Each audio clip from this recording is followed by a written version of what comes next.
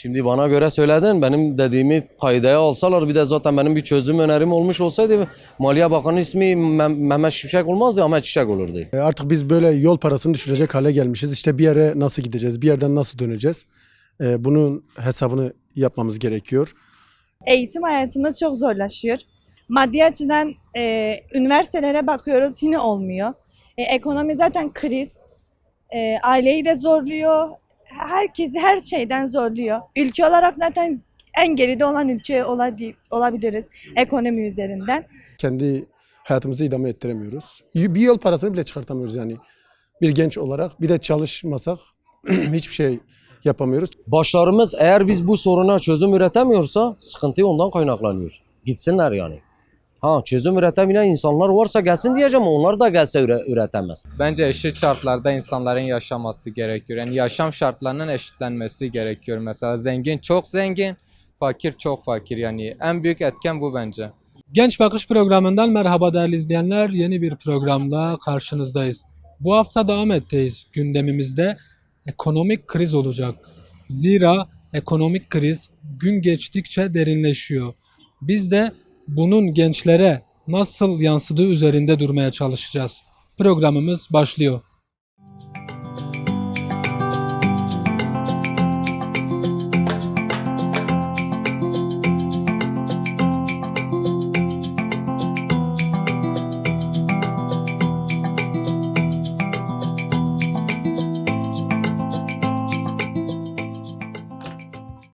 Merhaba. Merhaba abi.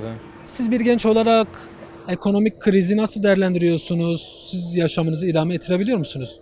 Yaşamımız pek doğru ilerlemiyor yani. Yani ben okul okuyarak çalışıyordum. Şu an mezun oldum, hala çalışıyorum.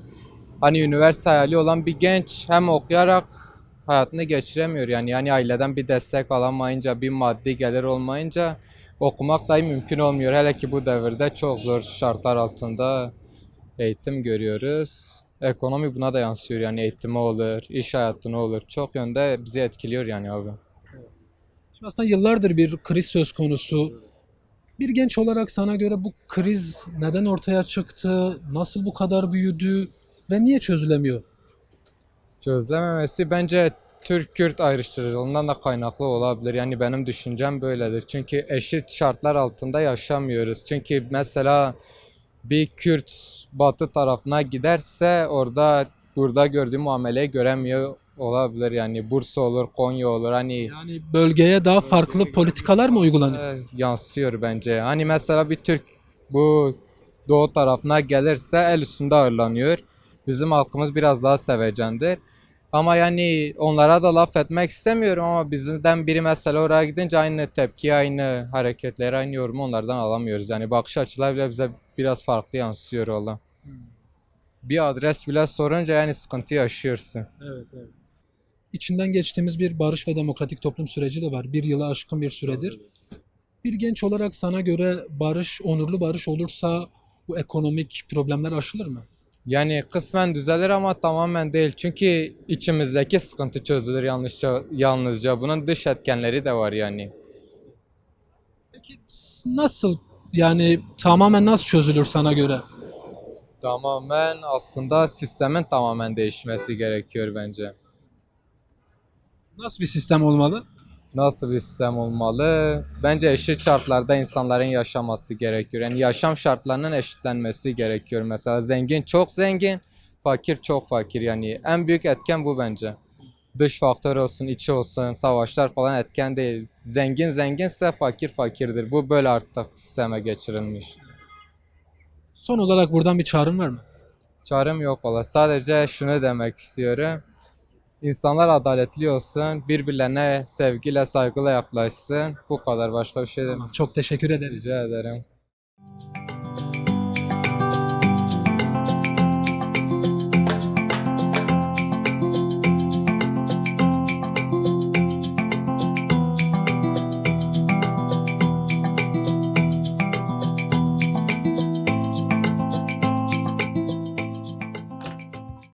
Siz ekonomik krizi nasıl değerlendiriyorsunuz? Size nasıl yansıyor? Bir de yaşamınızı idame ettirebiliyor musunuz? Yani yaşam konusunda yaşamımızı idame ettiremiyoruz maalesef. Ekonomi hayatta her şeydir. Örneğin bir yemek yediğin zaman işte elektriğin, suyun, kiran. Hayata yansıması zaten bu anlamda. Bu şekilde Sizce neden bu kadar derinleşiyor bu ekonomik kriz? yani politika ile alakalı olabilir. Yönetim şekliyle alakalı olabilir. Birçok etken vardır. Tabii ülkede bir barış söz konusu. Bir barış sürecindeyiz. Bu sürecin uzaması da ekonomiye katkısı olabilir. Bu şekilde birçok farklı etken vardır yani.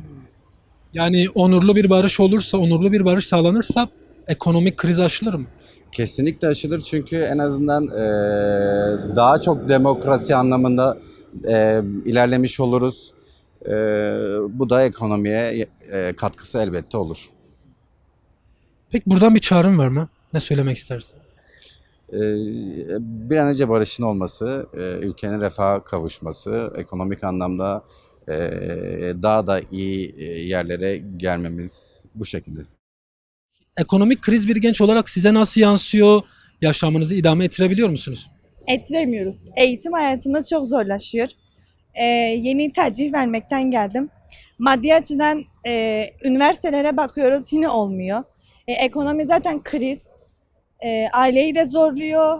Herkesi her şeyden zorluyor. Ülke olarak zaten en geride olan ülke olabiliriz ekonomi üzerinden. Bu zaten en çok Türkiye'den gençleri etkiliyor bu ekonomi. Genç nüfusa çok fazla sahip de değiliz. İlerleyemiyoruz yani. Bizi daha da çok ülkelerin geriye atıyor. Bu durumdan yani biz gençler olarak çok şikayetçiyiz. Acayip derecede şikayetçiyiz. Çünkü eğitim olanağımızdan uzak duruyoruz ekonomiden dolayı. Öğrenci var, çalışmak istiyor, üniversiteye gitmek istiyor ama gidemiyor eğitimden dolayı. Yani genel olarak kötü. Aslında yıllardır bir kriz söz konusu. Bir genç kadın olarak sana göre bu kriz neden ortaya çıktı? Nasıl ortaya çıktı? Ne oldu da bu kadar büyüdü ve niye çözülmüyor? Onu aslında kime sorarsanız sorun aynı cevabı vereceklerdir. Bilinmiyorlar. Çünkü Türkiye'de şu var, kimsenin fikirlerini öne sürmüyorlar, önemsemiyorlar. Fikir alıyorlar, fikir danışmanlığı uyguluyorlar ama önemsemiyorlar yani. Bugün ben burada yine vereyim işte röportaj vereyim, gidin yayınlayın ama yine yaparlar. Önemsemezler tekrardan. Yani sırf insanları fikirlerini önemsemedikleri için bu durumdayız aslında. Herkesi empati yaparak anlayışla karşılasalardı belki bu şekilde olmayabilirlerdi. Yani insanlar anlamıyorlar ya genel olarak. Sizce nasıl olmalı? Şöyle olmalı, herkes açısından ortak bir karar alınarak yapılması gerekiyor. Bugün hani bana uyan şey belki size uymuyordur. Bunun ortak bir çözümünü bulmamız gerekiyor. Boş şeylerle uğraşacaklarına insanlardan fikirlerini alsınlar. Her türlü şeyi ortaya atsınlar. Onun ortak yolunu bulup onu uygulasınlar. Ki eminim ki onu uygulasalar da bütün Türkiye olarak buna karşı da çıkmayız. Ama öyle yapmıyorlar. Bir kişi bir şey söyledi mi o kişinin ardından gidebilecek kabiliyetteler. Yani diğer insanları düşünmüyorlar. Üst kabiliyette, üst mertebede olan insanları düşünüyorlar. Yanlış yapıyorlar yani. Peki bu ekonomik krizin derinleşmesinde devletin 40 yıldır Kürtlere karşı yürüttüğü savaş politikalarının bir etkisinin olduğunu söyleyebilir miyiz? Söyleyebilirim. Bu kaynakların savaşa ayrılmak yerine gençlere, toplumun istihdamı için ayrılması Olurdu. Yani gençler için daha iyi olurdu. Savaş yerine gençlere hani önde etkileşim yapmaları daha iyi olurdu.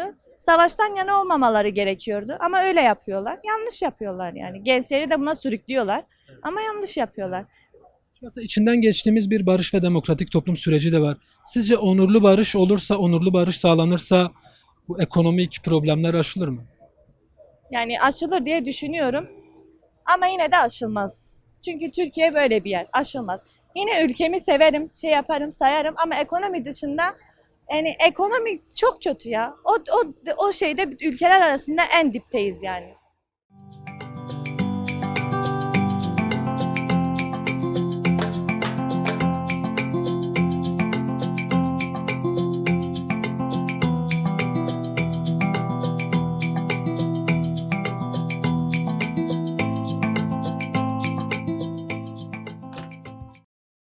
Siz bu ekonomik krizi nasıl değerlendiriyorsunuz? Yaşamınızı idame ettirebiliyor musunuz? Yaşamı idame ettirmek bu ekonomik kriz dışında çok imkansız bir şey zaten. Bir ulaşım, her şey mazotla başlıyor mesela. Şöyle bir basit bir örnek vermek gerekirse bir gün 80 liranın üstünde de bir litre mazot. Bir 80 liranın üstünde olduğunda bu zebzeye yansır, her şey ulaşımdan kaynaklı olduğundan dolayı her şeye yansır yani. Kimse bu ekonomiyle biz nerede olduğumuzu artık unuttuk. Şu an basit bir şey, bir bireysel vatandaş 30 bin lira asgari ücret 28 bin lira mı? 30 bin lira alsın diyelim asgari ücret düzeyde. Bu insan kirası 30 bin olmuş zaten Diyarbakır gibi bir yerde en minimumu. 30 bin lira kira ödesin. Bunun aidatı gelsin 5 bin. Hesaba kaleme vurarsan doğal gazıdır, şuyudur, cartıdır, elektriktir, sudur, mutfak masrafıdır. Minimum düzeyde 60 bin lira gideridir. Kılık, kıyafet, keyfi işlemleri de söylemiyorum. Yani bir gün şöyle eşimle bir tur atayım, şu yapayım, onlar zaten imkansız. 30 bin lira asgari ücret alıyor, 60 bin lira sadece en önemli ihtiyaçlarını harcayabiliyor. Bu imkanlı yani bu ekonomide sen ne söylersin? Yarı oranda da batışa geçiyorsun. Bazı insanlar kredilere yükleniyor. Herkes ekonomi olmadığında sen bugün 30 bin liraya burada gelip çalışır mısın? Çalışamazsın. Şimdi aslında bu kriz yıllardır söz konusu. Size göre bu kriz neden ortaya çıktı? Nasıl ortaya çıktı? Neden bu kadar büyüdü? Niye çözülmüyor? Şimdi bana göre söyledin. Benim dediğimi kaydaya alsalar bir de zaten benim bir çözüm önerim olmuş olsaydı Maliye Bakanı ismi Mehmet Şimşek olmazdı, Ahmet Çiçek olurdu. Anladın? Yani başlarımız eğer biz bu soruna çözüm üretemiyorsa sıkıntı ondan kaynaklanıyor. Gitsinler yani. Ha çözüm üretemeyen insanlar varsa gelsin diyeceğim, onlar da gelse üretemez. Gelen önceken bireysel düşünüyor. Bencillik hatası yani diyor, egoistlik diyor, önce ben alıp gideyim ondan sonra. Ona başka da diyecek bir şey yok ha.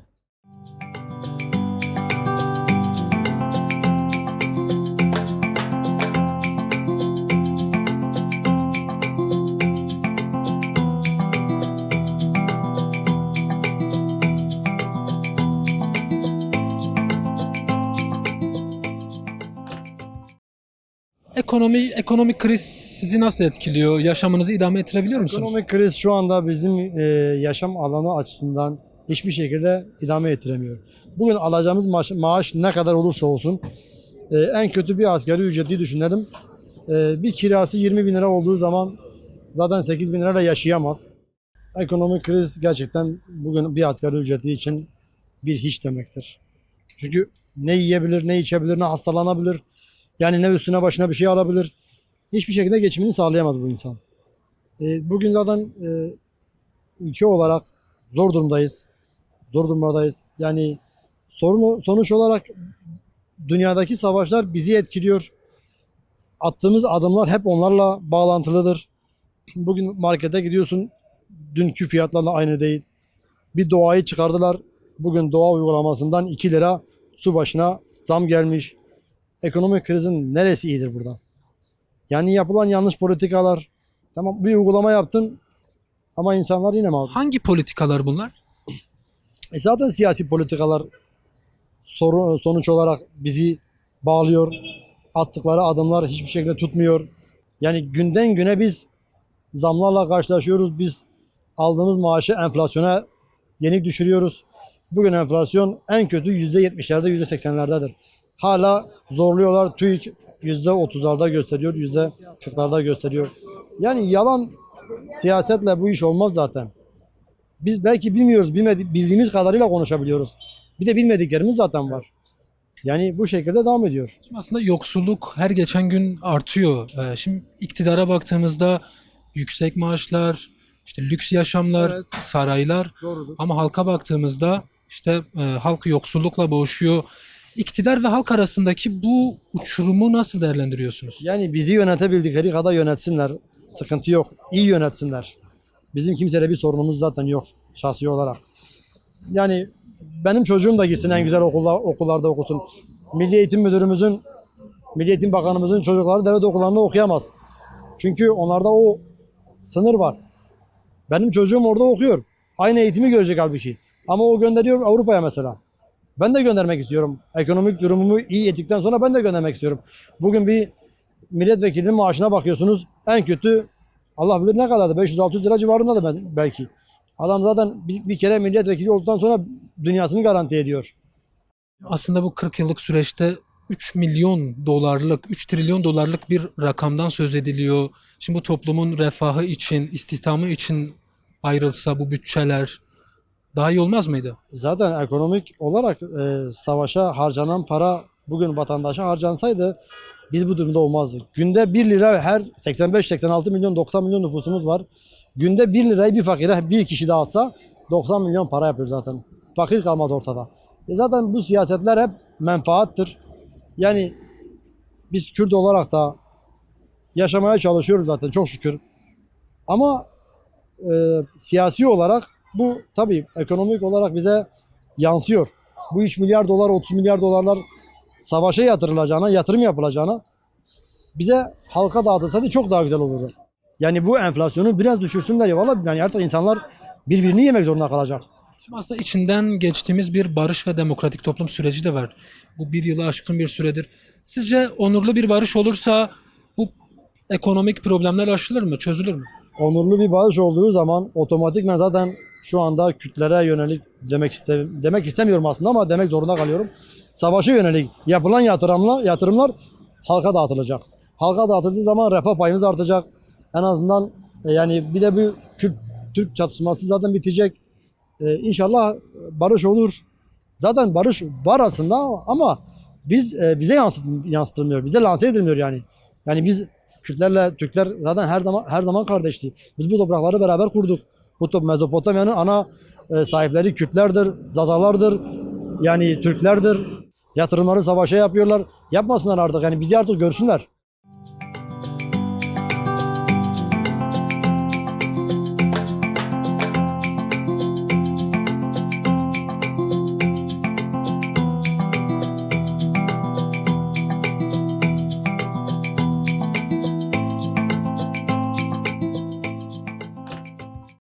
Bir genç olarak ekonomik kriz sana nasıl yansıyor?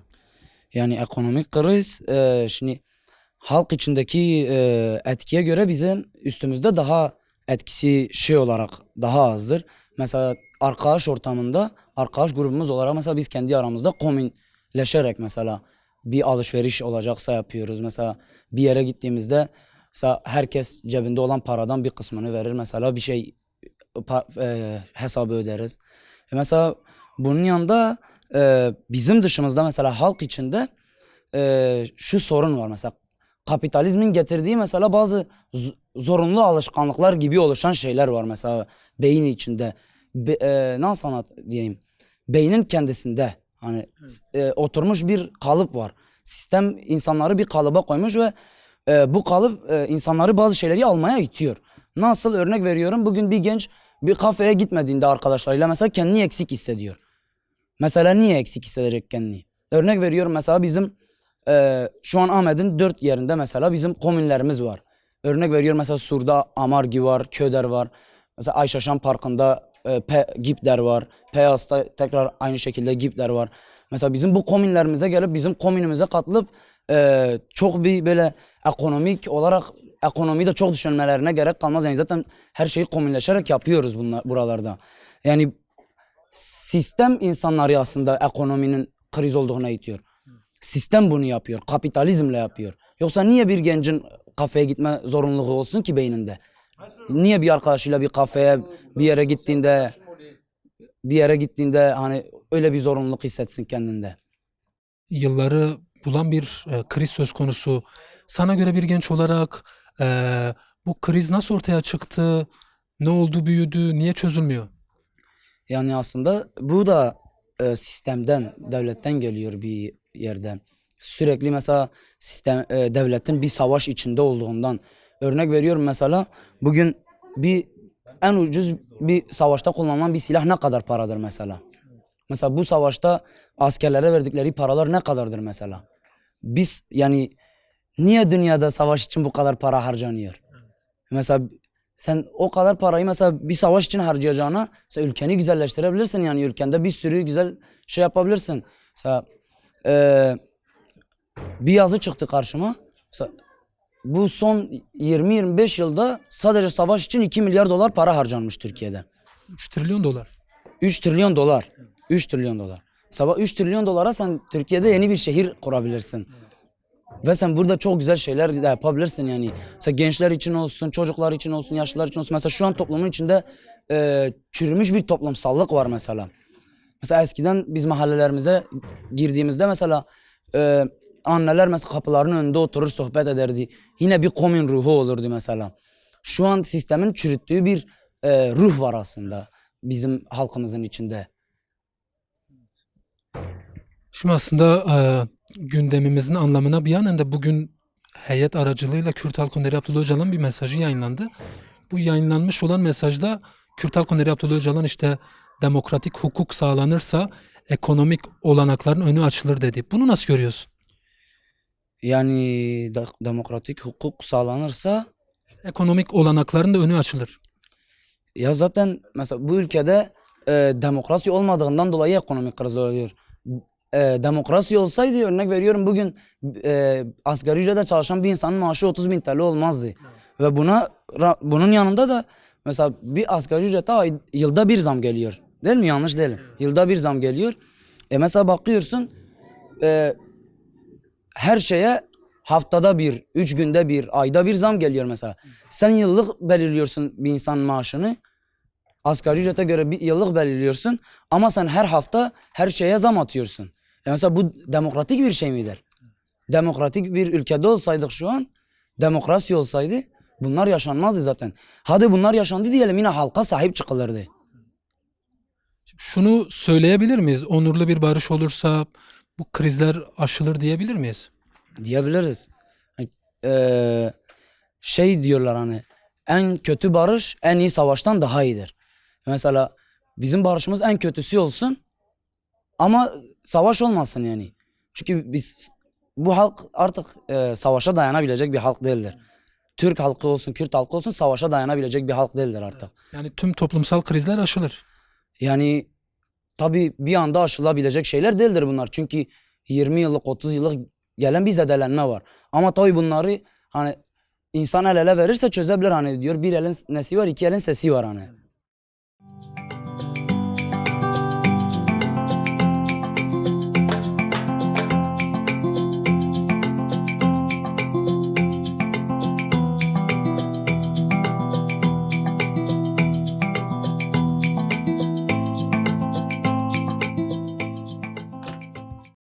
Bir genç olarak ekonomik kriz sana nasıl yansıyor? Yaşamını idame ettirebiliyor musun? Maalesef yaşamımı hiçbir şekilde idame ettiremiyorum. Artık biz böyle yol parasını düşürecek hale gelmişiz. İşte bir yere nasıl gideceğiz, bir yerden nasıl döneceğiz? Bunun hesabını yapmamız gerekiyor. Sigara, mesela örnek veriyorum. Kişisel ihtiyaçlardan benim için önemli olan şeylerden mesela birisi yoldur. Diğeri hani bir şey de söylemek istemiyorum ama bir zararlı maddedir. Zararlı maddeden kastım sigaradır. Mesela bunları karşılamak için bile hiçbir şekilde şey yapamıyoruz. Kendi hayatımızı idame ettiremiyoruz. Bir yol parasını bile çıkartamıyoruz yani. Bir genç olarak bir de çalışmasak hiçbir şey yapamıyoruz. Çalışmak istediğimizde ya sistem tarafından sömürülüyoruz ya da birileri tarafından bize akıl veriliyor. İşte şu işte çalış, şunu yap, şunu yap gibi şeylerle yüz yüze kalıyoruz. O yüzden hayatımızı idame ettiremiyoruz maalesef. Şimdi bu derinleşen ekonomik krizde 40 yıldır işte devletin Kürtlere karşı yürüttüğü savaşın bir etkisinin olduğunu da söyleyebilir miyiz? Kesinlikle etkisi vardır. Çünkü savaş politikaları, savaş ekonomilerini doğurur. Savaş ekonomileri de insanları mahveder yani. Bugün birçok katman var. Ekonomik kriz sarmalı var. Bu kriz sarmallarından en temeli savaş ekonomik politikalarıdır. Bugün Kürtlerin üzerine ya da azınlıkların üzerine uygulanan baskıcı politikalar direktmen ekonomik krizi derinleştiriyor. Özellikle 2010 sürecinden sonra başlayan bu tekelleşme, işte teklik algısı, farklılıkları yok sayma vesaire. Bu sadece 2010'dan süre gelen bir politika değildir. Cumhuriyetin kuruluşundan bugüne kadar olan bir uygulamadır. Bununla yüzleşilmediği takdirde ya da bunun çözüm önerileri bulunmadığı takdirde hiçbir Sizce ne olmalı, bu çözüm önerileri ne olmalı? bu çözüm önerileri hak taleplerinin karşılanması. Gerçi haklar hani karşılanmaz, alınır. Halkların mücadeleleri, işte halkların haklı talepleri, mesela meşru talepleri gözden geçirilip karşılanmalıdır. Bugün bir Kürt ben ana dilimi konuşmak istiyorum diyorsa ana dilini konuşmalıdır. Son olarak şimdi içinden geçtiğimiz bir süreç var. Barış ve demokratik toplum süreci. Sizce bir genç olarak, bir genç gözünden onurlu barış olursa bu ekonomik krizler aşılır mı? Yani aşılır çünkü dediğim gibi savaş politikalarına ayrılan bütçe mesela uçaklara işte silah sanayiye falan ayrılan bütçe bu bütçeyi mesela alıp halk için toplum için yararlı bir şeyler üretmek için kullanabilseydik çok daha farklı şeyler olabilirdi. Mesela kapitalist modernite çok kötü bir şeydir. Bir canavardır mesela. Bir sözde diyor ya Hazreti İsa'nın Romalılardan kaçması gibi, işte Hazreti İbrahim'in Nemrutlardan kaçması gibi, Hazreti Muhammed'in de mesela cahillikten kaçması gibi kaçılması gereken bir durumdur kapitalist modernite. Buna alternatif olarak demokratik moderniteyi mesela o bütçelerle inşa edebilirdik. Bugün demokratik modernitenin olduğu yerlerde mesela komünal yaşam vardır. Komünal yaşamda bir işi mesela bir iş vardır. O işi 10 kişinin hep beraber az yorgunlukla emeği çoğaltarak yapması topluma çok daha büyük katkılar sağlar. Yani burada bir noktada bireysel bencillik, o bencillik olgusu var ya onu da yok etmiş oluyoruz. Bencillik yok olursa toplumsallık artar mesela. Toplum daha çok kazanım elde edebilir. Bir kişinin cebi dolacağına tüm toplumun cebi dolsun. Burada da hiçbir insan mağdur olmasın. Mesela ne Kürt, ne Türk, ne ya da diğer halklar hiçbiri mağdur olmasın. Bugün biz bunu düşünebiliyorsak bunu batıdaki insanların da düşünmesi gerekiyor. Mesela bir Kürt değil de bir Türk'ün de bunu düşünmesi gerekiyor. Biz niye bu problemleri yaşıyoruz? Neden bu kadar insan baskı politikaları altında yaşıyor? Neden bir insan sabahın 5'inde kalkıp 4.30'da kalkıp İstanbul'da metroya binip 3 saat yol çekip işte iş yerine gidip fabrikaya gidiyor. Fabrikada tekstil işçisidir, çalışıyor.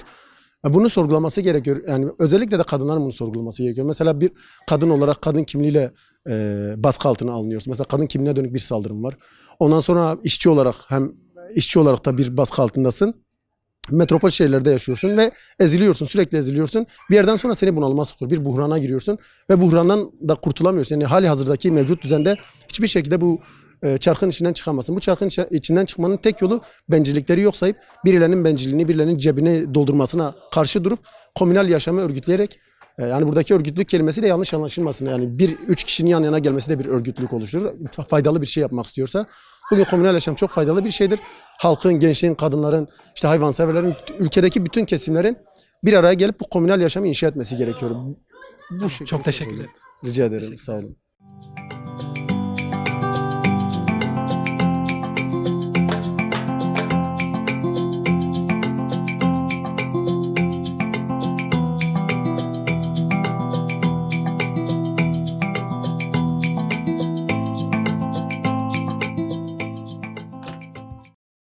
Genç Bakış programımızın sonuna geldik. Kulak verdiğimiz gençler ekonomik krizin adil, demokratik ekonomiyle aşılabileceğini ve yine komünlerle de bunun aşılabileceğini kaydettiler. Haftaya başka bir programda görüşmek dileğiyle. Hoşça kalın.